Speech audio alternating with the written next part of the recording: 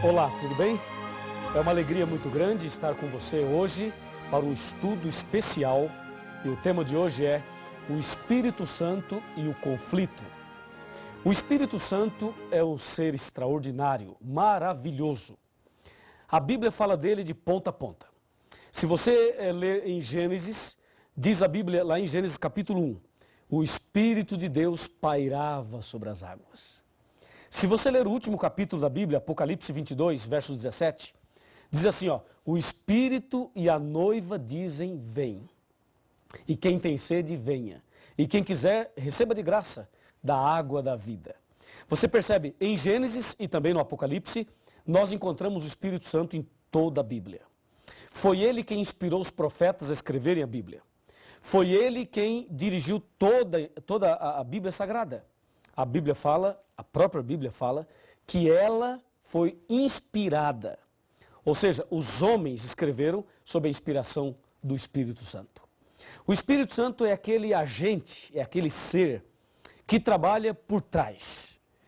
Pode perceber que ele não aparece. Inclusive, não dá para se definir uma forma para o Espírito Santo porque ele não aparece.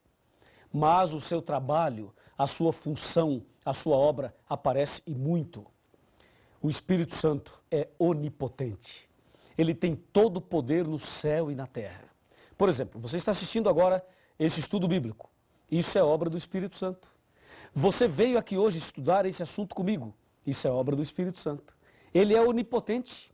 Ele é também onipresente, isto é, ele pode estar presente em todos os lugares ao mesmo tempo. E ele é onisciente. Ele sabe todas as coisas, inclusive o futuro. O Espírito Santo é Deus. A Bíblia diz que ele é Deus e Deus Todo-Poderoso. Agora aqui em João capítulo 16, versículo 8, está escrito o seguinte, acompanhe. Quando ele vier, convencerá o mundo do pecado, da justiça e do juízo. Veja, quando ele vier, convencerá o homem, o mundo e o homem, do pecado, da justiça e do juízo.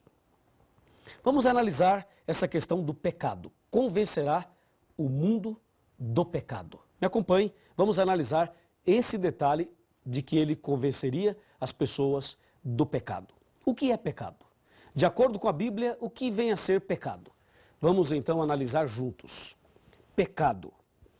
De acordo com 1 João capítulo 3, versículo 4, pecado é a transgressão da lei. A lei, os 10 mandamentos. Isto é pecado.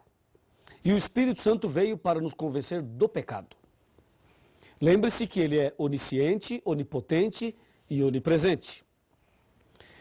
O que acontece nos nossos dias é que todo mundo busca o Espírito Santo. As pessoas, as igrejas, os jovens, os adultos, as crianças, todos buscam o Espírito Santo. E cada um busca de um jeito. Uns sobem na montanha, outros vão à igreja, outros em casa, outros saem aí às vigílias, em jejum, e todos querem receber o Espírito Santo. A primeira coisa que tem que ficar muito clara é o seguinte: quem é o Espírito Santo? É uma energia? É uma força? É um pensamento positivo? Ou é uma pessoa? Para muitos segmentos religiosos, o Espírito Santo é uma energia. Para outros, ele é a glória de Deus. Para outros, ele é um pensamento positivo. E para outros, ele é um vento.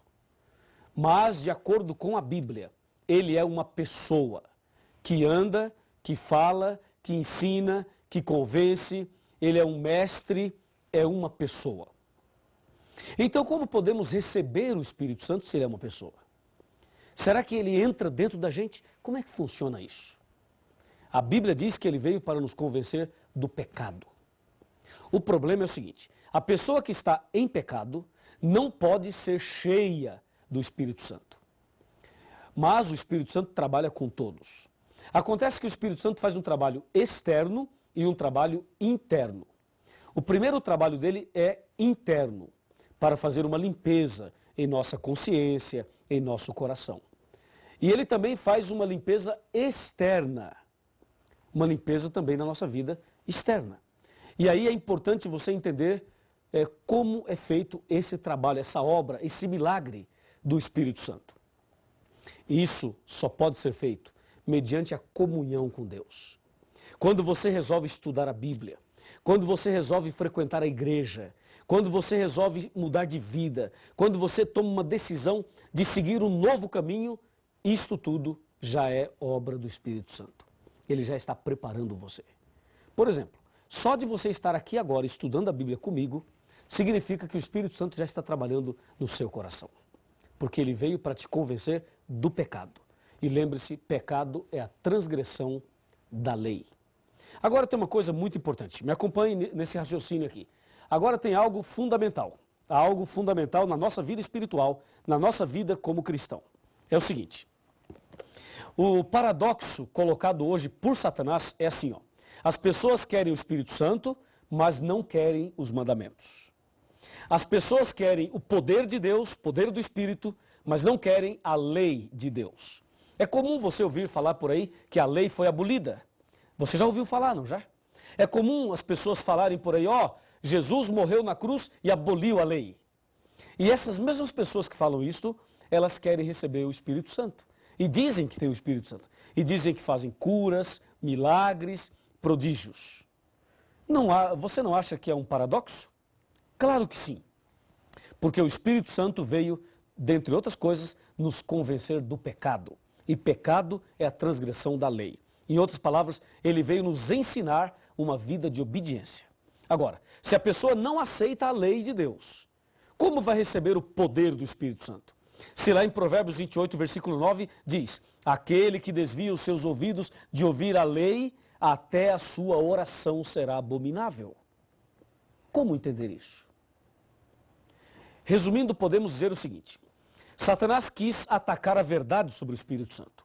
E hoje há uma polêmica no mundo sobre a natureza do Espírito Santo. Há também um outro problema aí, quando Satanás leva as pessoas a buscarem, mas não aceitarem aí os 10 mandamentos.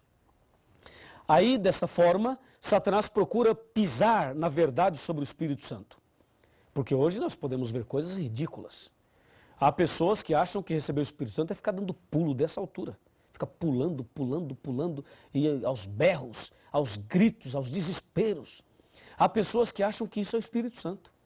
Isto não é o Espírito Santo, nunca foi e nunca será. O Espírito Santo não vem assim, não trabalha assim, não é assim que ele faz. Mas as pessoas insistem nisso. E quando você tenta mostrar a vida cristã, a obediência, os princípios da palavra, muitas pessoas dizem, não, isso é coisa do passado, isso é coisa dos tempos de Moisés, entendeu? E fogem da verdade. Muito cuidado, porque aquele que foge da verdade, aquele que não aceita os 10 mandamentos, não pode receber o poder do Espírito Santo e mais, até a sua oração será abominável. Aí você pergunta, pastor Luiz, quer dizer então que quem não aceita os 10 mandamentos não deve nem orar? Não é assim também. A pessoa pode e deve orar. Mas como? Ela deve orar e pedir, querido Deus, tem misericórdia de mim, transforma o meu coração e ajuda-me a entender e aceitar a tua palavra. Aí Deus ouve. Agora, se a pessoa conscientemente rejeita os 10 mandamentos e ainda vai orar para Deus curar o outro, aí sim, aí a sua oração será abominável. Se ela tem consciência do que é certo e não aceita e vive no erro, então Deus não pode atender positivamente a esta oração. Assim, o diabo faz uma confusão com essa terceira coluna da verdade, que é o Espírito Santo, e joga a verdade por terra. E o pior, meu amigo, o pior. A Bíblia Sagrada apresenta um princípio. E Satanás coloca um outro ponto paralelo para confundir o princípio da palavra de Deus. Na Bíblia, nós encontramos Deus dando aos seus discípulos o dom de línguas. Os discípulos falaram em línguas de nações estrangeiras, lá no dia de Pentecostes. Mas hoje, percebemos uma contrafação quando muitas pessoas falam numa língua que não é língua de nações. São línguas estranhas, muito estranhas. Tão estranhas que quem fala não sabe o que está falando. E essas mesmas línguas são faladas também no Espiritismo. É preciso tomar muito cuidado. De onde vêm essas línguas? aquilo que a pessoa fala que nem sabe o que está falando. Isto é algo delicado, é algo muito sério. E você precisa se aprofundar nesse assunto. Até porque a blasfêmia contra o Espírito Santo não tem perdão. É o que diz Mateus capítulo 12. E se você quer receber o Espírito Santo e quer andar no caminho certo, então precisa prestar atenção em algumas coisas, para que a verdade sobre o Espírito Santo não caia por terra na sua vida. Me acompanhe nesse raciocínio que vamos apresentar agora, para que você receba o Espírito Santo e para que você seja feliz com a verdade restaurada no seu coração. Aqui no computador eu tenho algumas informações. A igreja verdadeira precisa levar os membros a estudarem a Bíblia e precisa proporcionar um ambiente ideal para a obra do Espírito Santo. Satanás inventou igrejas, aquelas meretrizes, aquelas filhas da mãe lá de Apocalipse 17, igrejas que fazem totalmente o contrário. E hoje em dia, as igrejas modernas, elas estão fazendo cultos que são verdadeiros shows, danças, festas carnais, ritmos mundanos, quermesses, um verdadeiro comércio. As pessoas se reúnem e sabe o que eles dizem? Dizem assim, ó, antes nós dançávamos para o mundo, agora vamos dançar para Jesus. Olha que coisa. E você encontra hoje nas igrejas modernas, sabe o quê? Os hinos das igrejas estão no ritmo de rock, de pagode, jazz, música sertaneja, música lenta, você encontra reggae, você encontra forró, você encontra samba. Hoje nas igrejas modernas você encontra todos os ritmos. E as pessoas começam a dançar e dizem que isto é o poder do Espírito Santo. Aliás, as pessoas usam o seguinte termo, o mover do Espírito. Entendeu? Tem até aquela musiquinha que diz assim, ó. Quando o Espírito de Deus se move em mim, eu danço como o rei Davi. Já viu essa daí? Eu danço como o rei Davi. A pessoa acha que quando o Espírito Santo desce, ela dança. E ela vai para lá e vai para cá, e passinho para lá e passinho para cá, e acha que isso é o Espírito Santo.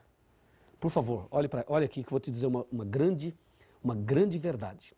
Espero que você esteja preparado para ouvir o que eu vou te dizer.